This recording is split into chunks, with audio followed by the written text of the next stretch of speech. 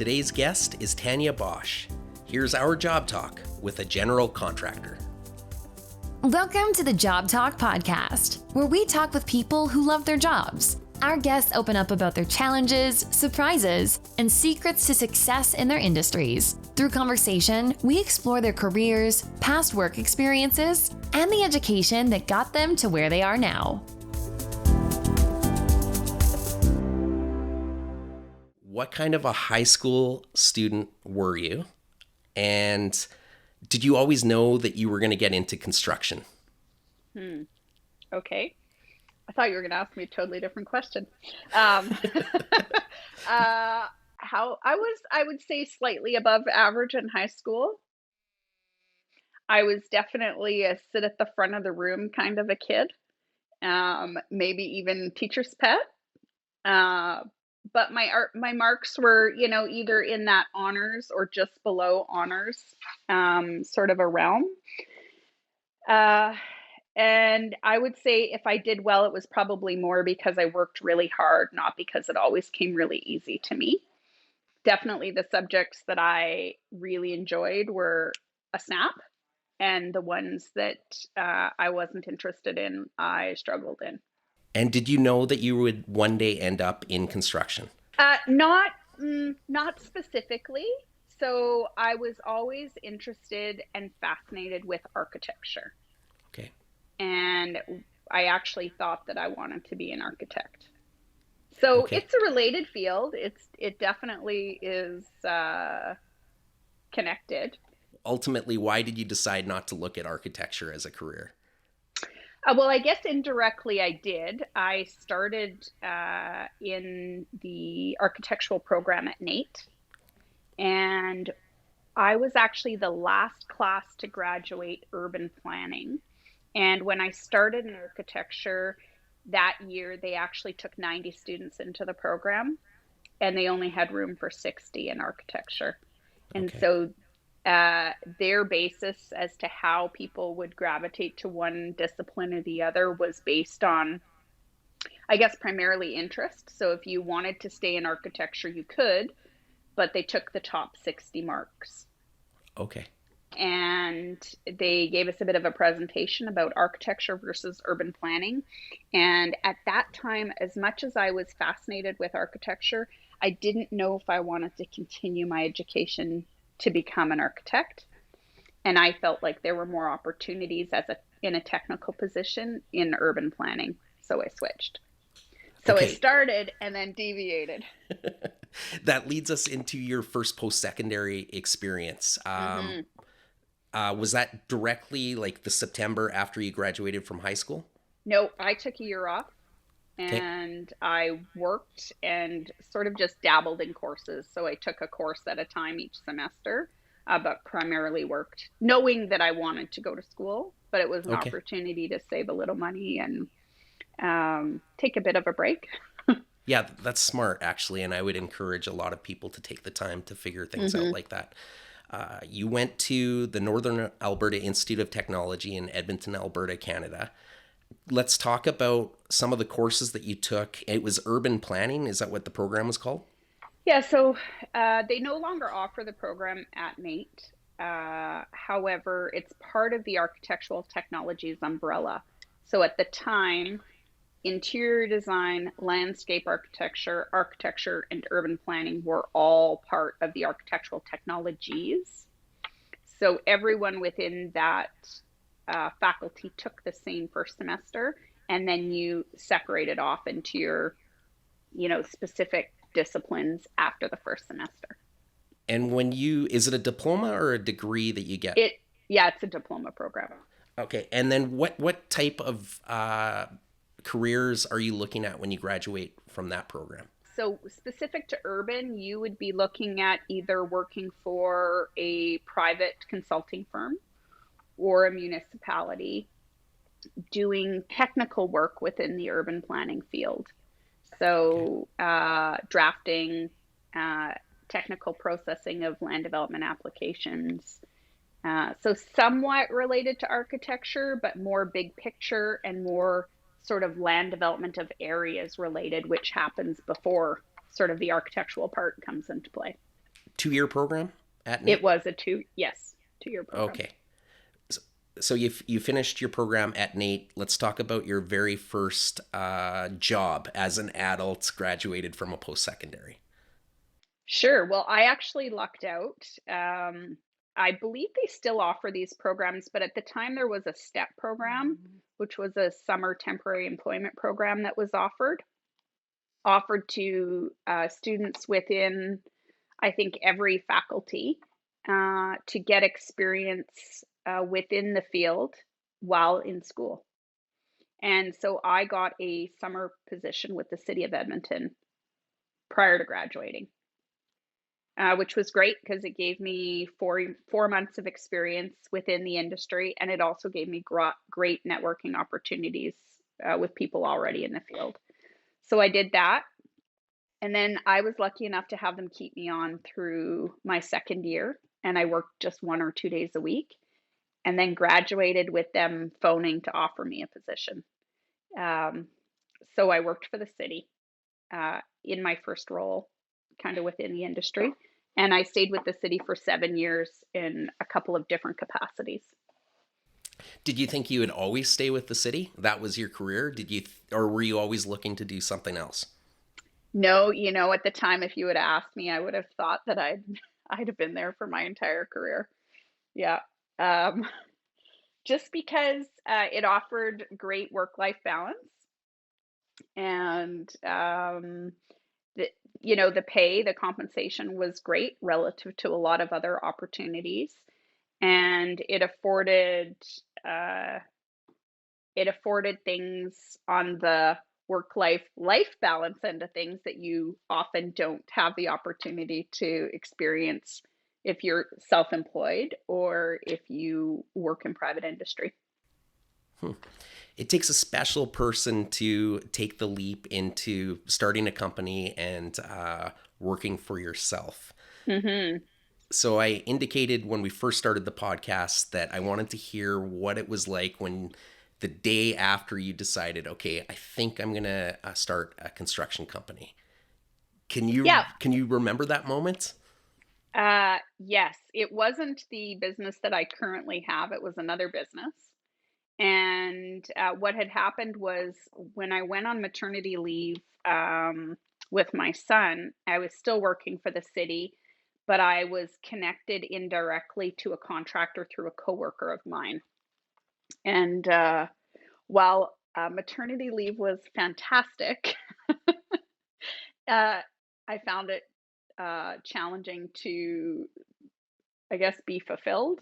I had a really hard time just staying home and not doing anything. And so I started working for a contractor, um, just to kind of help out, doing renderings and putting some organizational structures in place to just sort of occupy some time. And when my maternity leave was done, I made the decision to not go back to work for the city, but to work for this contractor. And I was there for a year. We did primarily residential construction, and we did a mix of new construction as well as renovations. And so I got exposure into a lot of different aspects of construction and quickly sort of found a niche in managing projects, but didn't quite connect with the contractor that I was working with. And it was actually a client that gave me the push to first go out on my own. Um, they said, "Why don't you do this for yourself?" And I think I replied, "I can't do that." And they said, "Well, you already are." And I had never really looked at it that way because I had that security blanket of working for someone else. And the alignment just wasn't there with the person that I was working for. And when that project ended, it was like, yeah, I definitely should try this. And I never really looked back. It wasn't really anything I was afraid of, although I've talked to people and they often say, I don't know how you do that. Like it would just be so stressful. And it definitely is at times. I'm one of those people. I'm one of those Mhm. people. That was your first ownership of a construction company. Can we call it a Hmm. construction company? Yeah, for sure. Yeah. Yeah. We did Okay. general contracting. What do you think you learned from that first experience? Yeah. So I had that business for 5 years. And I guess you could say it didn't work out, but I would say it just led me to the next thing that gave me the background I needed to be where I am now. I would say the biggest lesson is that one component of what you do is the actual execution of whatever it is and you're involved in. So for me, it was construction projects, but the other part of that is running a business, and the two are not the same, and they don't require the same skill set. And you have to learn very quickly which parts of the business you're good at and which parts of the business you need to leave in someone else's capable hands. And that's an excellent lesson. Hmm. So you had that company for 5 years. Did you do something in between that company and the company that you're running right now and that you own right now? Yeah, for sure. I went to work for a large general contracting firm here in the city, and I worked for them as a project manager. And in that role, I managed the warranty department, and I also took on various projects. So within the warranty department, although unfortunate, it's a great opportunity because you get to see the things that shouldn't happen and you get an opportunity to make them better. And so you learn great skills with people. I often was in a position of taking things from a negative to neutral position, as opposed to being in a situation where people are happy and enjoy working with you. So you learn a lot of really great lots of great skills doing that. And you also get to learn a lot of great things about that you can apply to future situations. And then I used to take a lot of projects over, either if by chance there wasn't a fit between the project manager and the client, or perhaps the project manager moved on to other opportunities. I often had the opportunity to slide into those jobs and finish them. So I often took something that had already been started, had to do a lot of problem solving, and then get it through to the finish line. And those problem solving skills are really tested to the limits when you aren't involved with something right from the get go. And how many years were you in that position for? Just under 8. Just under 8. Okay. Hmm. Let's talk about your company now. Could you tell us a little bit about your company, the name of the company, and then we'll start to talk about what you're doing as of now? Sure. Yeah. So the company is called Bouwen Construction. Bouwen is Dutch for build, and I come from Dutch heritage, so that was sort of the premise for the name.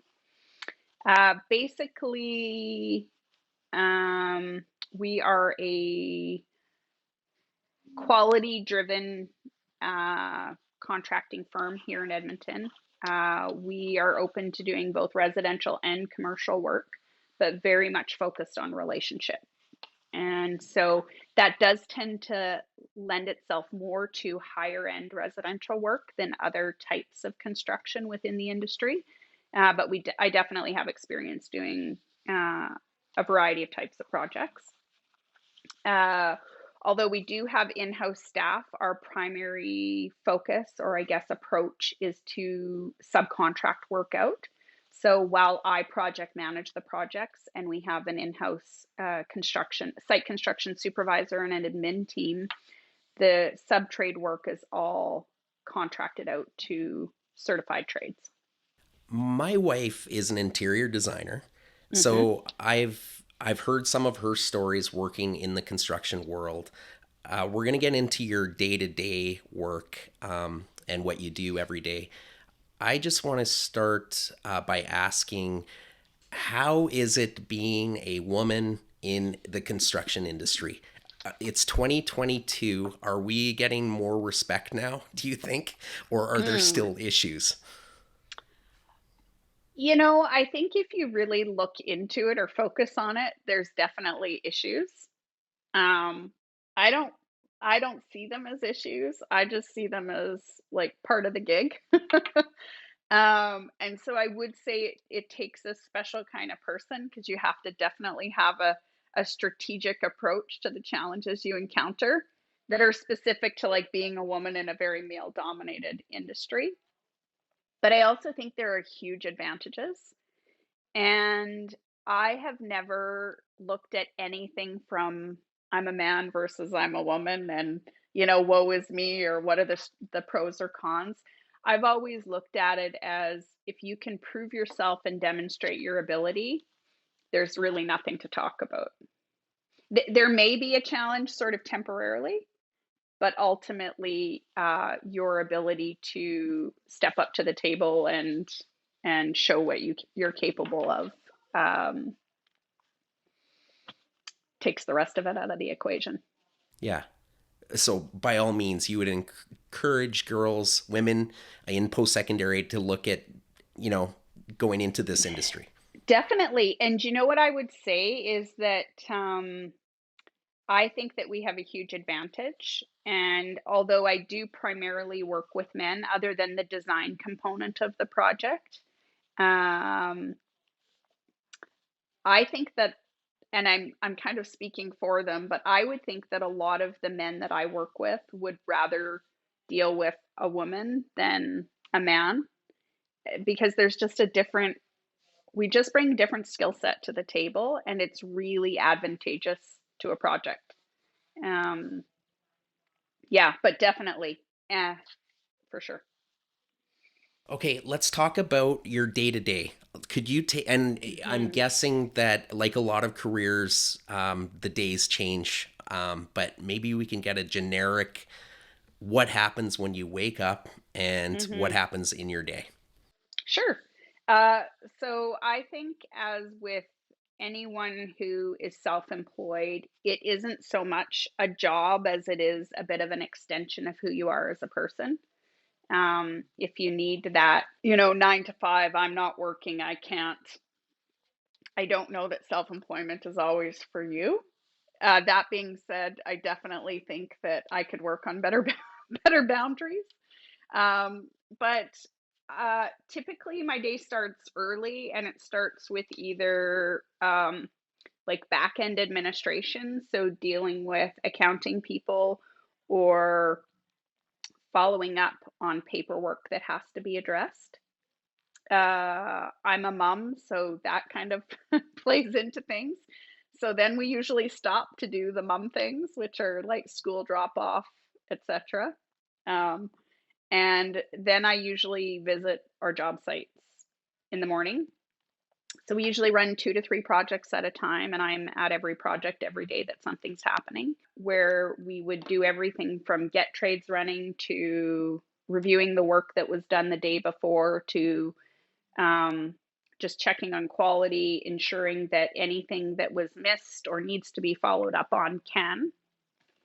Uh, and then I usually shift to project planning from sort of a review of our current site stuff. So that involves meeting with new clients, potentially meeting with trades or other professionals that would be involved in the project. So sometimes it's the interior designer. And then I usually end my day with more paperwork or perhaps proposal writing. Um, Not every day is the same. There's a lot of variety and there's a lot of jumping around. Um, because when you're project planning, you're getting questions for active projects and vice versa. And, then there's also things that come up throughout the day that you have to adapt to. So somebody's on a site and something came up unexpectedly. It might require me to go back to that site, or it might require me to schedule a meeting with a client that I wasn't expecting. Uh, so there's a lot of pivoting throughout the day. What do you love about your career and the job that you're doing? I love that there's variety. I love that every day is different. Um, I genuinely am have a passion and an interest in construction, so I love seeing it come together. Mostly from the perspective of the client's vision, though. It's really kind of irrelevant. I kind of use this phrase of, I don't care if we're doing lino or limestone. I just want it to be done well. And so oftentimes a client doesn't really see how it's all going to come together the same way we do. And so I appreciate that look on their face when we're done. But I probably even more than that feel like we're really trying. I don't know that we're always at our best, but we're trying to make a difference within the industry. So builders and contractors in general, I think, get a really bad rap. It's always over budget. It's always late. It's always, there's always something unexpected, and there's often things that turned out and they weren't the way we wanted them to be. And so that's probably my favorite part is feeling like we can give people an experience that is different than what they think it's going to be. Do you have a favorite project that you've worked on? Is there one piece in your portfolio that you're most proud of? One was prior to going back out on my own. And it was a scenario where a client felt that they didn't want to continue the relationship they had with their existing contractor or builder, and came to us, and I had an opportunity to finish the project. And I actually had an opportunity to work with the original contractor and bring them to the table to finish off some of the things they needed to allow us to progress, and also give them an opportunity to address things that needed to be addressed as part of the construction process, which is a really kind of an unusual thing within our industry. And it actually developed a really great relationship with that other contractor where I think we have a lot of mutual respect. We just appreciated that perhaps for that particular project, they maybe weren't the best fit for the client. So that one was great. And the other one was a project that I did years ago where we kept a lot of the interior, and we retrofitted and updated it to bring it sort of to new. It's really easy to rip everything out and start over. It's very different when you try to use a lot of the same components of what you're working with and just sort of bring it into current day. What are some challenges that really stand out to you as owner of a construction company? I'm only as good as the relationships that I have with people. So at times that's challenging from the perspective that we're always juggling. I work for my client, but my trade relationships are super important. And so I'm managing those constantly at the same time that I'm managing projects. And so that really teaches you to be humble and respectful of the people that you're working with and what they need to get their job done. So it isn't just a scenario of like, come on Monday, you only have till Tuesday, get this finished. I kind of need to know in the background everything that's going on for each of the people that I work with that could affect what we're doing. So we're constantly juggling. I mentioned pivoting, but we're constantly pivoting with that. COVID has definitely added a new dimension into our industry. The supply chain issues are really becoming something that we're, challenged with, and that are very real on a very regular basis. We've taken to just changing our approach. We plan, we order, we schedule, but we push back if we're getting to that start date and things aren't here. And I do that because I'd much rather you be disappointed at the end and we not start, as opposed to get into a project and then we shut a site down for weeks or potentially months. I think perhaps pricing and client expectations can be a challenge. There's this triangle of quality, time, and price, and we always say pick two. Yeah. Yeah. What do you value? What do you want to see? And so it's a bit of a challenge in that I don't everybody approaches a project from a different perspective, and it's based on their business model and their philosophy. And mine is very much under promise and over deliver. Right. And so it works out as it should, because I believe that I attract the type of clientele that also values what I value. But it can be challenging at times because other people can win out on the front end, either because they've sold a job or bought a job, as we Yeah. refer to it in the industry, or they haven't put together a proposal based on the same parameters that I have. Yep. But I don't really look at it as a challenge. If anything, I probably feel bad for the client in those instances, and feel bad not because, in some aspects of it, they're getting what they want. So if they value price over other aspects of the project, then that's probably the right fit for them. But you don't know what you don't know, right? And Yep. often you're coming to a contractor because you don't know the nuances of the industry, or you assume that whoever you've hired is an expert and a professional. And so it can be challenging to sort of see people kind of work through those decisions. Yeah. I love how we go from a global pandemic to a supply chain issue now. And I think they're both connected. I think one caused the other one to happen. But aside from problems like a pandemic and the global supply chain problem, has there been any other surprises that you've experienced in owning a construction company?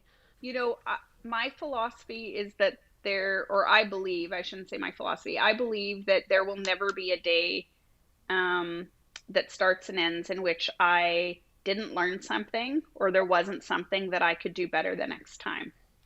And so there's always challenges, and there's always uncertainty, and there's always unforeseens. But if you use all of those opportunities to have the outcome look a little differently the next time, then it's positive. Yeah. And I just really appreciate having an opportunity every day to do something for myself as opposed to somebody else, and to try to do good work. And I think that can be said of anyone in any industry. It doesn't have to be construction. It's a great opportunity for self-employment if you want to make a difference, and Yeah. you want to do something for yourself, and you want to reap the rewards of your hard work. Yeah. Because when sometimes when you work for someone else, they reap the rewards of your hard work. But yeah, no, it's challenging because you're always juggling so many things. You're juggling cash flow and supply chain and a client and trades. But I guess it's just part of the gig. For sure. I think this might end up being a two-part question to you. I'm wondering if you can give advice to a woman considering going into the trades, and whether you think she should do it or not. And the second is advice to somebody considering taking the leap and starting a construction company. So I think that anyone, be they sort of guy or gal, I think that you should really investigate and inquire and be inquisitive if there's things that you're interested in. I know for myself, I'm always happy to, even if I'm not the right fit for someone, or I don't have the answers, or I can't give them sort of the mentoring or the support of the answers, I'm always happy to point them in the direction of someone else that could do that, be it another trade, another industry. But we're all connected. So I think you just have to ask the questions. I've hired summer students in the past and just had them in more of a, I don't even like more of a mentorship role, first year students that really have no experience in the industry. So you're really getting someone super green, but you're giving them the ability to just get exposure. And even if they don't like it, I still think that's a valuable experience, because then they know what they don't want to do, which is sometimes just as valuable as knowing what you do want to do. I think there is a lot of opportunity and a lot of room for women to do some really great things within the trades. And I haven't really seen women not welcomed, as long as, kind of what I said before, you prove yourself. And I don't really think that women have a disadvantage. If anything, I think we have an advantage over men, just because we have a different approach to communication. We have a different sense of maybe intuitiveness and empathy. And those are really great qualities and characteristics. And not that men can't, but we have a different attention to detail, which is a tremendous asset. And now I can't remember the second half of your question. I think somebody taking a leap into owning a construction company, because they're out there thinking about it. Yeah, for sure. Yeah. One thing that I could offer is to surround yourself with people that are like-minded and positive and supportive. I try to surround myself with a lot of other people doing, that are self-employed, that are entrepreneurs, that don't have the philosophy or the approach of like, shh, that's a secret. Oh, we can't talk about that. I am willing to sit down with anyone who approaches me, and, I'll share my contract, I'll share my estimate template, I'll share my approach, my philosophy. And I think of it as, if they're meant to, they'll run with it and make it better, and that makes me feel good. And if they're not, well, they're not going to look at it anyway. So really nothing is lost. It is a lot of hard work and determination, for sure. Your desire to do something has to be greater than your fear of what could happen, because there definitely are a lot of things you could be afraid of, but they just can't enter. You have to be someone that doesn't have them enter into the equation. And you have to be willing to fail, and just know that you're going to fail again and again and again, but all of those things are going to lead you to ultimately where you want to be. And the failure isn't a reflection of your value or your worth or your ability to succeed. It's part of the process. It's kind of a to be expected. Yeah. Okay.